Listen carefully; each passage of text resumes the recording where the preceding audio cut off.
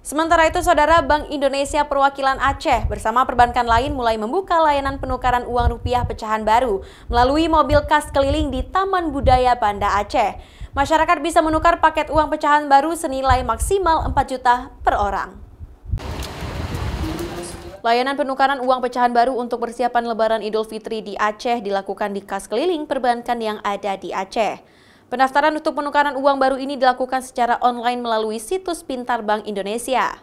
Masyarakat juga bisa menentukan jadwal dan jumlah uang yang ditukar tanpa harus selama mengantri di lokasi penukaran. Untuk penukaran setiap orang dibatasi hingga 4 juta rupiah, mulai dari 1.000 hingga 50.000 rupiah. Angka ini naik dibanding tahun sebelumnya sebesar 3,8 juta rupiah.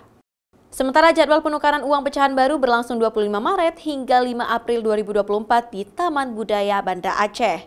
Ini memang hari pertamanya kita melakukan penukaran secara terpadu dan integrasi, jadi ada Bank Indonesia dan juga perbankan. Dan kita harap masyarakat juga bisa mendapatkan kebahagiaan dengan mendapatkan uang layak edar, sehingga bisa kalau pulang kampung atau ketemu dengan saudara, ada tolan juga bisa saling berbagi.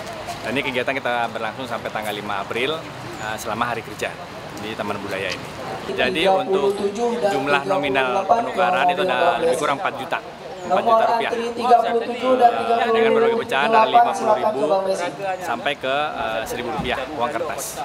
Tahun ini Bank Indonesia Aceh menyiapkan 5,4 triliun dana untuk keperluan puasa dan Lebaran Idul Fitri masyarakat Aceh. Warga juga menukarkan uang pecahan baru untuk keperluan Lebaran di Bank Indonesia, Bank Aceh Syariah, Bank BSI, PTN Syariah, dan BPS Hikmah Wakilah. Mustajab, Kompas TV, Banda Aceh.